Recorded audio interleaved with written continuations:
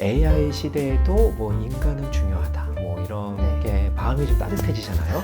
저는 약간 그런 얘기를 좀 경계해요. 저는 그렇지 않을 수도 있다고 생각을 합니다. 인간성이 굉장히 위협받을 수 있다고 생각이 되고요. 우리가 미국은 노동법의 근간이 employment at will이라고 해서 해고가 자유로워. 네네네. 그래서 우리가 미드를 보면 그냥 매니저가 you are fired 그쵸. 그러면 상자. 박스 들고 이렇게 해서 나가죠. 나가잖아요. 사실 우리나라에서 일어나지가 않습니다. 그렇죠. 정말 그 모르고 계신 거는요. 미국 회사들 찍소리를 못 합니다. 그렇게 자유롭게 상사한테 아무 말이나 하는 문화 절대 없어요. 그러니까 오히려 근데 굉장히 훨씬 그거 보수적이라고. 굉장히 상명하복적인 부분이 큽니다. 네. 안녕하세요. 나의 언니들입니다. 요즘 직장인들 사이에 이런 질문 되게 많아요. AI가 밀려오잖아. 파도처럼 밀려오는데 우리는 앞으로 어떻게 일을 해야 될까에 대한 그런 고민들이 되게 많이 있는데요. 오늘은 기술 얘기는 아니고 사람을 평가하고 성장시키는 조직은 AI 시대에 어떻게 달라져야 되는지 HR 전문가님 모시고 오늘 얘기를 해보려고 해요. 형규님은 스스로 여기 셀프 소개하거든요. MK1 선택한 이유랑 본인 어떤 업무 하시는지 얘기해주세요. 네, 안녕하세요. 반갑습니다. 방금 소개를 받은 제 이름은 김형규라고 하고요. 저는 지난 한 25년 정도 글로벌 기업에서 인사 업무 담당을 쭉 해오고 있습니다. 제 커리어의 굉장히 많은 부분들은 로레알이라고 하는 프랑스계 회사에서 한국에서도 일을 좀 했었었고 홍콩에서도 한 5년 정도 일을 했고요. 그 다음에 마이크로소프트라는 회사에서 또 HR 디렉터로서 한 4년 정도 이 AI의 대전환 그래서 코파일럿과 챗GPT와 이 세상이 여러 가지 이 회사에 미치는 영향들을 그 안에서 좀 볼 수 있는 기회가 있었었고요. 그리고 올 초에는 지금은 글로벌 제약사로 옮겨서 글로벌 제약사에서 한국하고 호주 HR 담당하고 있습니다. M은 제가 남자라서 남자 언니라서 M이 붙었다고 설명을 들었고요. K는 저한테 알파벳 하나를 선택해라라는 요청을 해주셔서 제 이름이 김형규, 보통 영어로 KHK 그래서 K가 들어가기 때문에 쓴 단순한 이유도 있고요. 또 요새 워낙 K-팝, K-푸드 맞아요. 이 가장 한국적인 게 가장 세계적인 세상이잖아요. 네네네네. 이런 변화들 속에 앞으로 한국인으로서 한국을 잘 알고 한국에서 사는 것이 지금은 굉장히 중요한 시대라고 생각이 돼요. 그래서 저는 이 K라는 알파벳이 굉장히 마음에 선택을 했습니다. 그러면 이제 리더십에 대한 이야기부터 한번 시작을 해볼까요? 예전에 첫 팀장 경험은 실패였다라고 이제 말씀하신 적이 있던데 예전 영상을 좀 봤더니 네. 지금 돌이켜보면 그 경험이 형규님의 리더십 기준을 가장 크게 바꾼 지점은 무엇인지. 첫 번째로는 이제 이 리더가 된다는 것, 누군가를 리딩한다는 것이 점점 더 어려워지고 있죠. 맞아요. 왜냐하면 예전에는 포지션 파워가 굉장히 세서 내가 상사야, 내가 리더야 그러면 그 포지션에서 나오는 힘이 굉장히 강하게 작용을 했었지만 지금은 사실 포지션 파워가 굉장히 약해지고 있는 세상이죠. 맞아요. 내가 뭔가 리딩을 했을 때에 취득할 수 있는 이익 이런 것들이 분명하지 않으면 조직원들이 잘 움직이지 않는 시대입니다. 맞아요. 그래서 리더가 이전보다는 훨씬 더 높은 수준의 역량을 가지고 있어야 되고 또 많은 글로벌 기업들은 이제 HR의 기능을 다 리더들에게 주고 있어요. 그래서 저는 이걸 이제 완성형 리더라고 하는데 마이크로소프트 같은 회사만 해도 사람을 채용을 하려면 예전에는 인사팀에 가가지고 채용해 주세요 그랬지만 이제는 그렇게 하면 안 됩니다. 자기가 후보자를 찾아서 자기가 후보자들 이력서를 들고 채용팀에 가서 저는 이 사람을 채용을 하고 싶습니다 라고 해야지 시작이 돼요.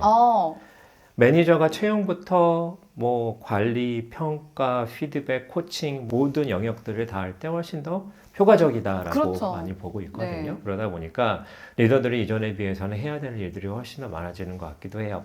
저는 사실 제가 굉장히 빨리 좀 남을 리딩하는 역할을 했어요. 제가 회사 3년 차 때 그러면서 그때는 이제 좋은 매니저가 되고 싶다. 그렇죠. 하드톡 하지 않고 막 이런 사람. 그러니까 사실 리더의 역할을 잘 이해를 하지 못했던 거죠. 이제 그러다 보니까 그때 실패가 조금 더 쓰게 다가왔던 거고요. 결국은 우리가 많이 HR에서 이런 얘기를 하거든요. 태스크 중심적이냐, 관계 중심적이냐. 그런데 두 개가 다 높아야 된다라고 네, 이야기합니다. 릴레이션십만을 중요하게 생각을 하다 보니 결국은 업무적인 성과가 안 나오고 그럴 때 리더로서의 어서리티가 생기지가 않죠. 왜 이 사람이 나의 리더인가? 그냥 좋은 형하고 좋은 친구하고 뭐가 다른가?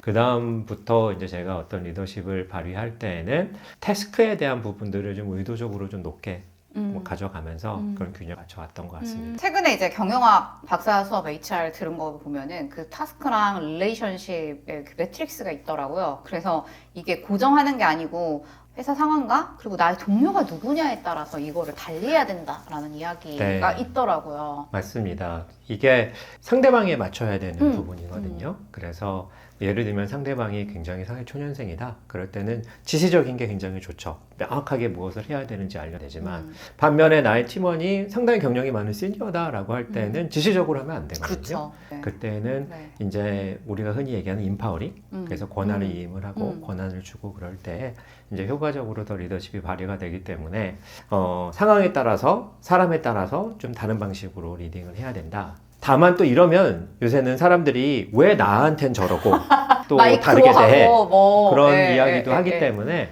설명도 해야 됩니다. 설명을 해줘야지 또 조직원들이 억셉턴스 레벨이 올라가기 때문에 신경을 굉장히 많이 써야 돼요. 그러니까 신경 써야 될 게 한두 개가 아닌 것 같아요. 그래서 다 리더 안 하려고 하고 요즘에는 그 얘기도 있더라고요. 다 임원을 안 하려고 하는 이유가 지금 임원들은 계약직이잖아요. 그러다 보니까 AI 시대가 되다 보니까 계약직은 그래도 자를 수 있는데 계약이 끝나면 그쵸. 정직원은 이제 노동법에 의해서 보호를 받으니까 해고가 너무 힘들어요. 그러다 보니까 임원을 지금 다 계약직을 다 줄이는 상황이 되다 보니까 그래서 임원을 안 하겠다라고 하더라고요. 왜냐하면 AI 때문에 잘릴 가능성이 높아지는 사람이 되니까. 저는 이거는 결국은 다 같이 죽는 방법이거든요. 네, 왜냐하면 전체적으로 그러면 역량이 다 낮아지는 거잖아요. 그러니까 생각을 해보면 그 임원이라고 가지고 있는 사람들이 쉽게 잘릴 수 있잖아요. 네. 우리가 미국은 노동법의 근간이 employment at will이라고 해서 해고가 자유로운. 네네네. 그래서 우리가 미드를 보면 그냥 매니저가 you are fired 그쵸. 그러면 상자. 박스 들고 이렇게 해서 나가죠. 나가잖아요. 사실 우리나라에서 일어나지가 않습니다. 그렇죠. 안 되죠. 옛날에는 그게 안 됐으니까 우리나라 기업들이 눈치를 줬죠. 그렇죠? 뭐 책상을 어디로 옮긴다, 네. 뭐 한직으로 옮긴다. 이런 것들이 요새는 또 법적으로 굉장히 하기 어려워졌어요. 그리고 괴롭힘 방지법이 네네. 생기면서 이거 괴롭힘이다라고 이야기를 할 수 있는 위험도 굉장히 높아지다 보니까 사실 고용이 굉장히 경직이 돼버린 거죠. 이게 좋은가?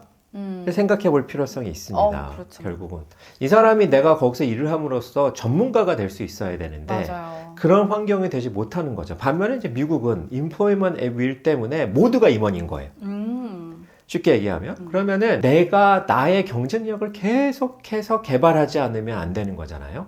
내가 끊임없이 회사에서 여기가 아니더라도 어디선가 고용될 수 되니까. 있는 사람인가에 맞아. 대한 맞아요. 고민을 해야 예, 되는 예, 거고 예. 우리가 그러면 지금 같은 세상을 살고 있는데 그리고 같은 기업들이 세계 시장에서 경쟁을 하고 있다고 한다면 어느 환경이 더 유리하고 어떤 나라가 더 높은 수준의 경쟁력을 가지고 있을까? 우리는 지금 나는 임원이 되기 싫어요. 나는 AI 시대에 리더가 잘리는 되기 거 싫어요. 리더가 되기 싫어요. 과연 우리가 정말 그렇게 역량을 개발할 수 있는 기회가 있는가? 그게 그리고 개인에게 좋을까? 결국은 뭐 아무리 정년이 늘어난다고 해도 그 뒤로도 살아야 되는 기간이 굉장히 길어지는 이 시대에 그 개인에게도 과연 좋을까?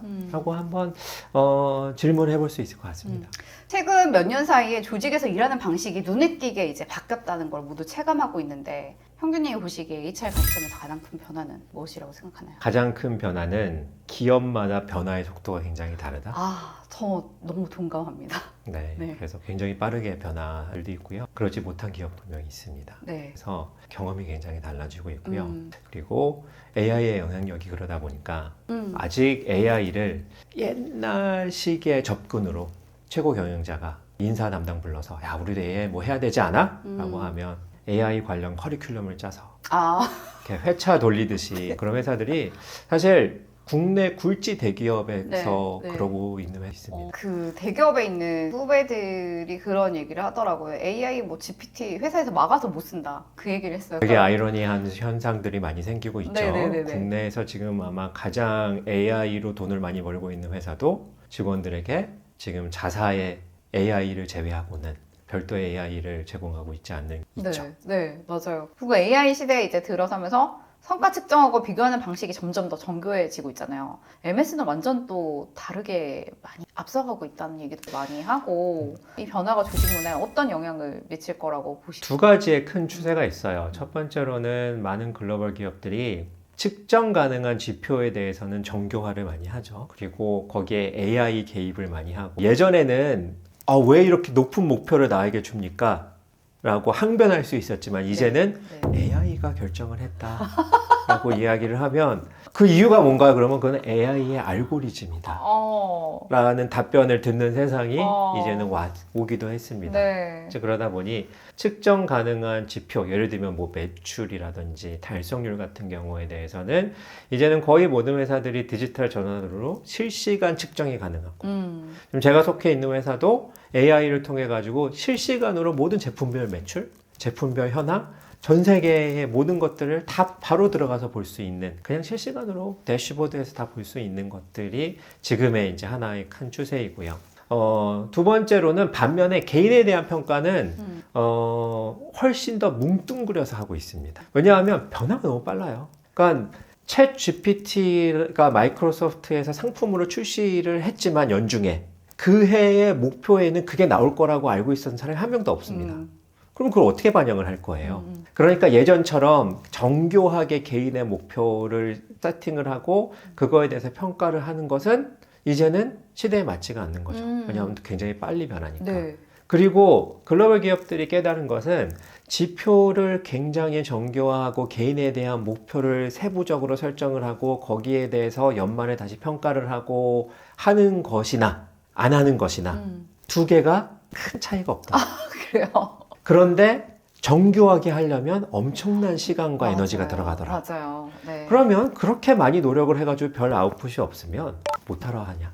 라는 생각이 사실 많은 글로벌 회사들이 가지고 있는 접근이에요. 예를 들면 이 매출이나 숫자로 나올 수 있는 타겟은 실시간으로 보고 그거에 대해서 정교하게 평가를 하지만 나머지 우리가 흔히 얘기하는 정성적인 부분들은 상당히 브로드하게 그리고 뭉뚱그려서 마이크로소프트에서는 평가를 할 때 사람별로 들어가면 매니저가 슬라이드 바가 있어. 그 슬라이드 바를 오른쪽 끝까지 올리면 엄청 잘한 거고요. 제일 왼쪽 끝으로 내리면 아무것도 안 한 거예요. 그럼 그 슬라이드 바를 중간으로 해가지고 평가를 하는 방식입니다.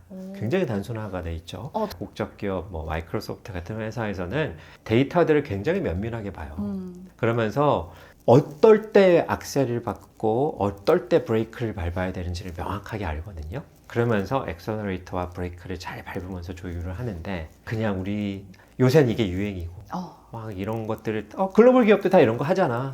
막 구성원들을 위해서 기업 문화를 위해서 이런 걸 하던데 심리적 안정감을 막 아무 말이나 할 수 있게 막 우리도 이런 채널을 만들어야 돼.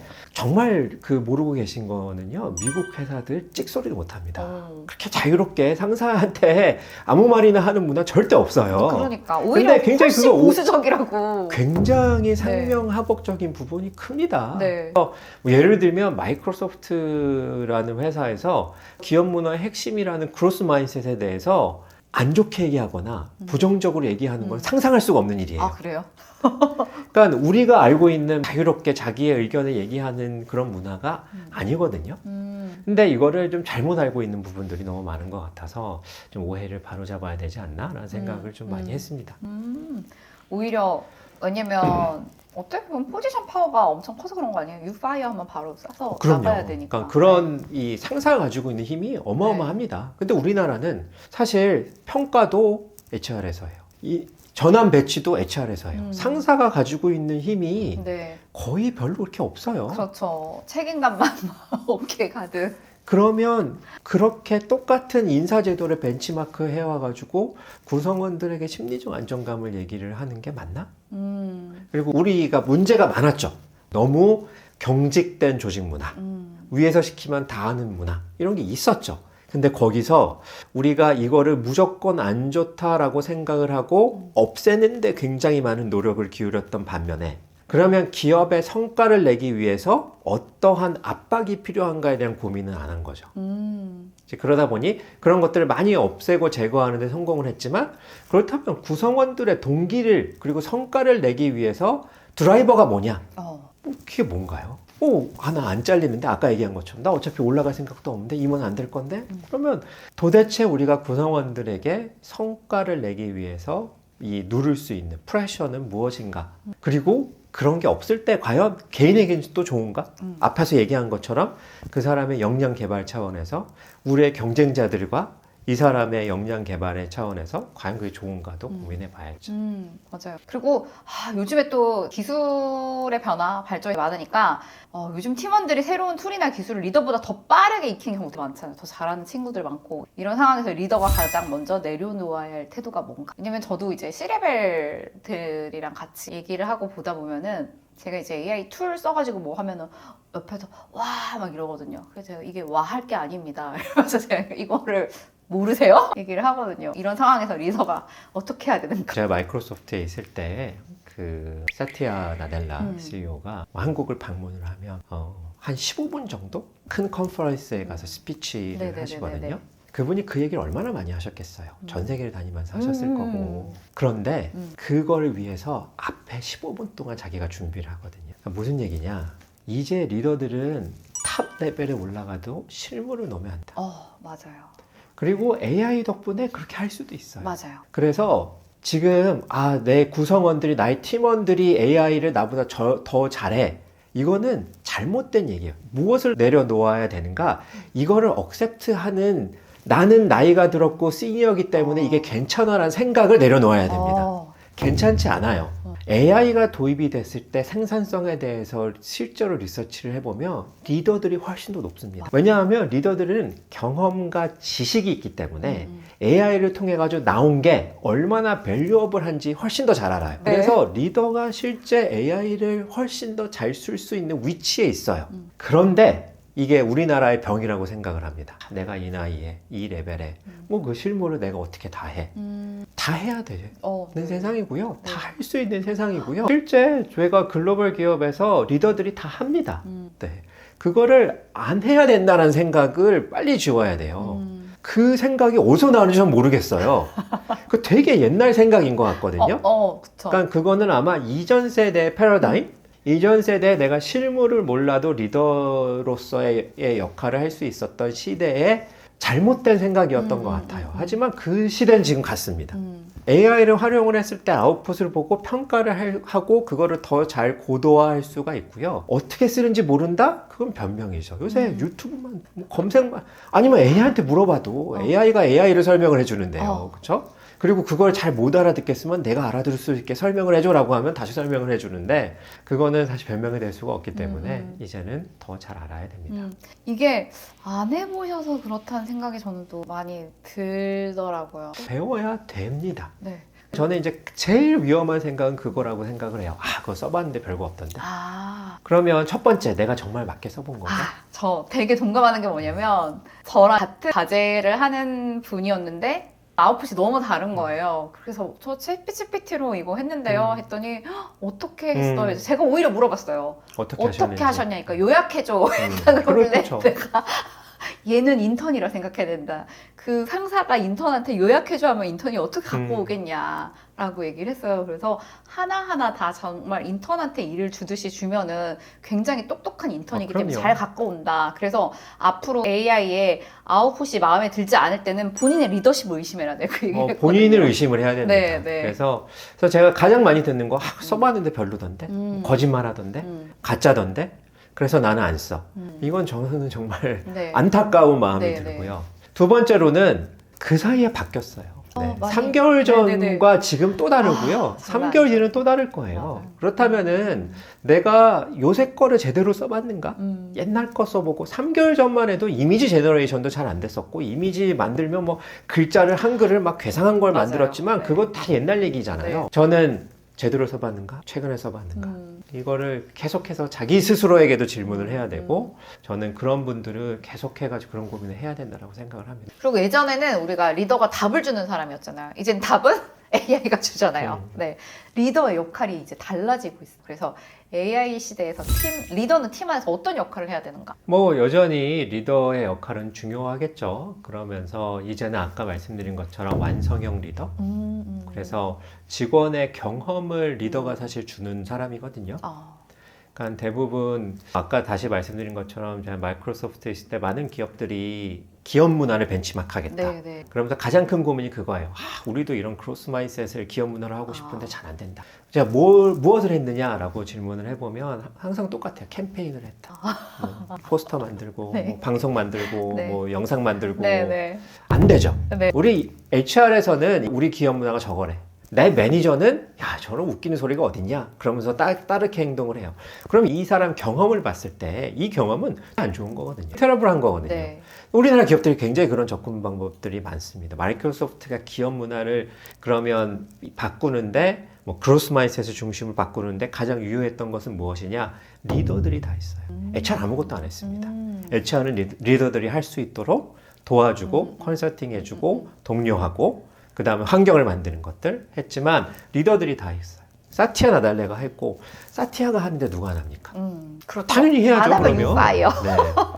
당연히 직접 그 사람이 하는데 근데 네. 우리나라의 문제는 경영진들은 빼고 나머지만 크로스 마인셋 우리 기업 문화는 이거야 라고 얘기를 하면 경험이 일어나가 되지 않습니다. 앞으로 리더는 그렇기 때문에 직원의 경험의 책임자가 되는 사람이에요. 그래서 이 사람이 어떤 일을 하고 어떻게 평가하고 어떻게 보상받고 어떻게 성장하고 어떤 일을 할지까지 리더들을 통해 가지고 구현이 될 때 가장 효과성이 높고 그게 리더에 있어서는 아주 중요한 역할이 될 거죠. 직원들한테 가장 영향을 크게 미치는 사람이 리더라고 얘기를 하더라고요. 그래서 리더만 잡아도 된다. 그래서 우리가 그런 얘기 하죠. 된다. 내 실제 경험은 아무리 내가 좋은 회사를 가도 나의 삶은 내 바로 상사?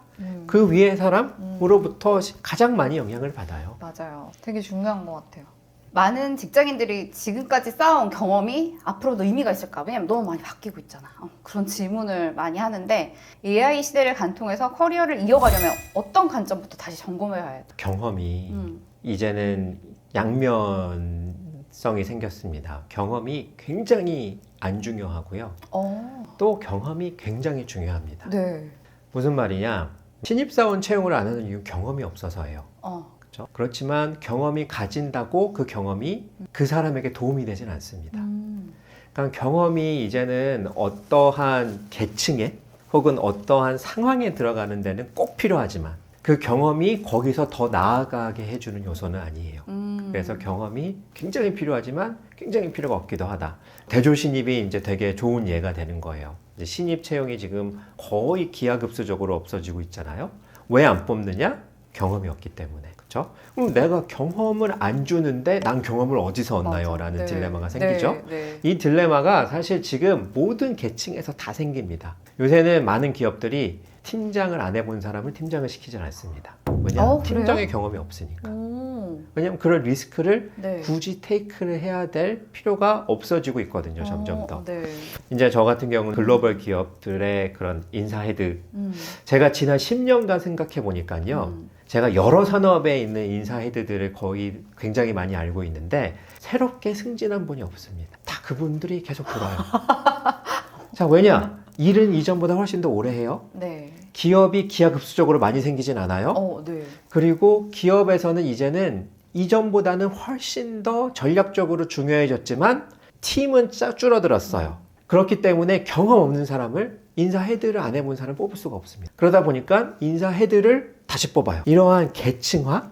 이게 결국은 마치 하나의 블럭을 형성을 해가지고 이거를 넘어가기가 힘들어지는 세상이 돼버렸어요. 굉장히 아이러니하게 네. 지금 시대에 생겨버리는 거죠. 첫 번째의 가장 큰 이유는 이전에는 세대 교체가 되게 빨랐거든요. 네. 그리고 전체 파이가 성장을 하니까 그러면 성장을 하니까 위에 올라갈 기회들이 많아졌어요. 하지만 요새는 기업들이 글로벌 기업들은 성장을 해도 조직을 키우지 않습니다. 비용을 거의 동결시켜요. 그 얘기는 인원을 줄이라는 얘기죠. 왜냐하면 이제는 자동화, AI 훨씬 더 많은 일들을 할 수 있는 시대이다 보니까 이제 그런 얘기는 이제는 기회가 생기지가 않아요.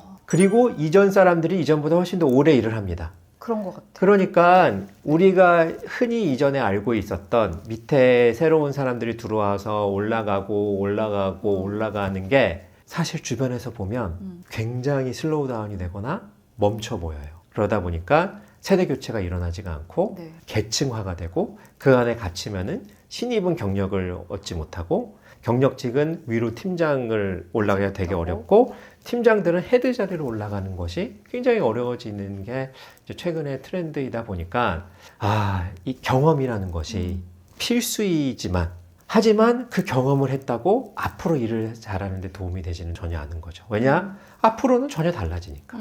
지금 했던 방식대로 하는 게 이제는 독이 되는 세상이고 내가 맞아요. 알고 있는 네, 게 네. 오히려 나의 편견이 작용이 되고 우리가 맞아요. 앞에서 엄청나게 많이 얘기한 것처럼 네. AI 써봤는데 별거더라. 네네. 이러한 나의 경험이 내가 AI를 쓰는데 장애 요인이 되잖아요. 지금 현재 기술은 계속 바뀌어도 AI 시대의 조직에서 오래 이제 신뢰받고 성장하는 사람들의 공통점은 어떤 건가요?